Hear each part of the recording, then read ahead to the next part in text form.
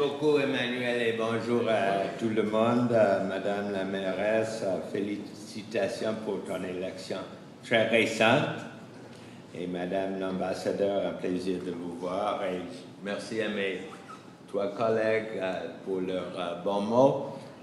Et surtout, c'est un grand plaisir que Madame Veil soit ici.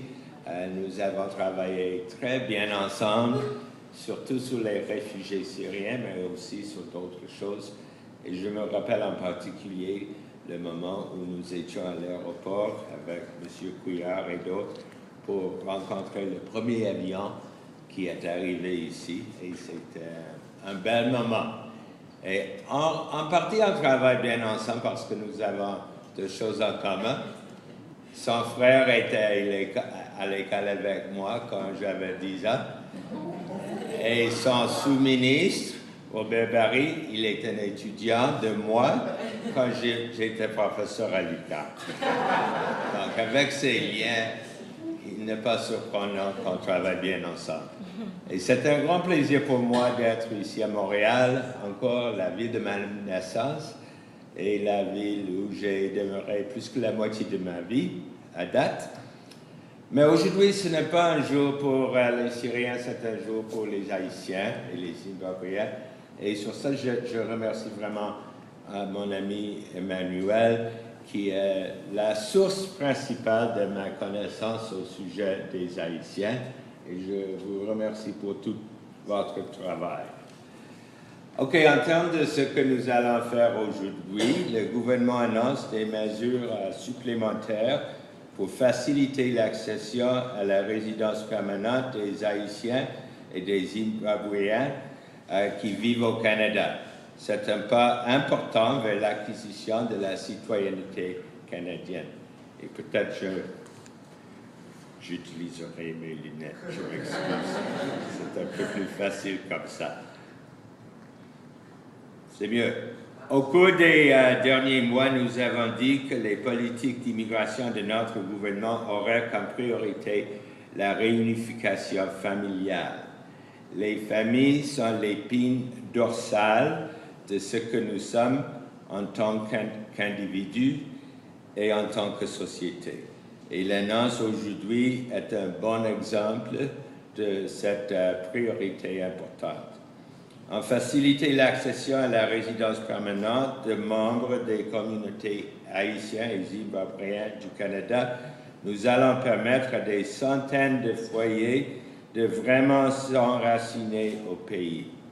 Aujourd'hui, nous annonçons des mesures pratiques visant à remédier aux raisons pour lesquelles il se peut que certains ressortissants haïtiens et zimbabwéens n'aient pas demandé le statut de résident permanent. Dans un premier temps, nous facilitons le processus d'application pour la résidence permanente. Au lieu de devoir remplir un long formulaire de demande en une seule fois, les demandeurs admissibles pourront remplir 2 courts formulaires. S'ils sont approuvés à la première étape, on leur demandera de remplir 2 autres formulaires plus tard au cours du processus. Les gens auront plus de temps pour se procurer les documents et les renseignements dont ils ont besoin. De plus, nous allons permettre aux Haïtiens et aux Zimbabwéens qui sont admissibles d'avoir accès à un prêt pour financer les frais liés à leur demande de résidence permanente. Les modalités de remboursement du prêt seront flexibles. Les gens qui déposent leur demande auront de 12 à 72 mois pour rembourser leur prêt selon le nombre de demandes déposées.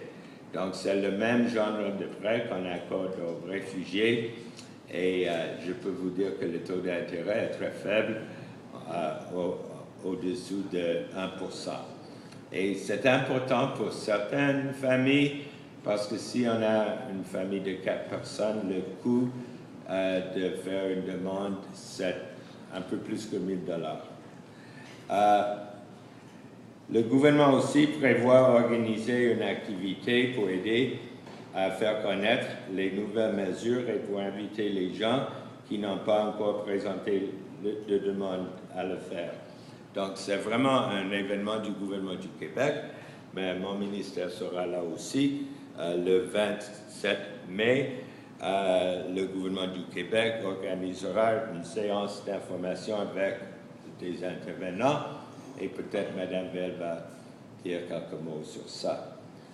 Pour garantir la sécurité des Canadiens, les personnes qui sont interdites de territoire et sous le coup d'une mesure de renvoi pour motif de criminalité, de violation des droits de la personne, de crimes organisés ou liés à la sécurité ne pourront pas profiter de ces mesures spéciales.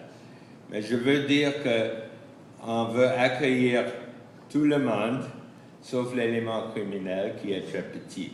Et selon les demandes des Haïtiens qu'on a reçues à date, plus que 90% étaient acceptés. Donc, c'est juste un nombre très restreint qui ne sera pas éligible en raison des questions de sécurité ou de criminalité. Les avantages d'accéder à la résidence permanente sont nombreux et importants. Et peut-être je peux juste vous mentionner ces avantages. Premièrement, plus de crainte d'être déporté, des soins de santé couverts, plus besoin de sans cesse renouveler votre assurance santé, la possibilité de travailler sans avoir à toujours renouveler votre permis de travail, l'accès à l'éducation postsecondaire subventionnée par le gouvernement, l'accès à l'aide sociale en cas de besoin et la possibilité de parrainer votre famille. Donc, je pense que ce sont des avantages assez importants. Et je sais que pour diverses raisons, des membres de la communauté haïtienne ont parfois certaines craintes face aux autorités. Je vous assure qu'il n'y a aucune crainte à avoir en déposant votre demande de résidence permanente. Vous ne consentez pas à être déporté. Au contraire, vous vous protégez contre une potentielle déportation. Et je m'engage personnellement à ce que le Canada traite les Haïtiens en fonction de leur apport exceptionnel au Canada. Une communauté qui nous a donné l'écrivain Dany Laferrière, la journaliste et plus tard gouverneur général Michaël Jean, le médaille olympique Bruni Surin, le géographe Georges Anglade, le peintre Lionel Jules et beaucoup d'autres. Donc, je dis, comme j'ai dit déjà, que tous ces Haïtiens et Zimbabwéens sont vraiment les bienvenus et on a présenté des mesures qui vont faciliter leur accueil permanent au Canada. Et c'est ça que je veux dire de la part de notre Premier ministre et de notre gouvernement. Et je vous remercie beaucoup. Merci.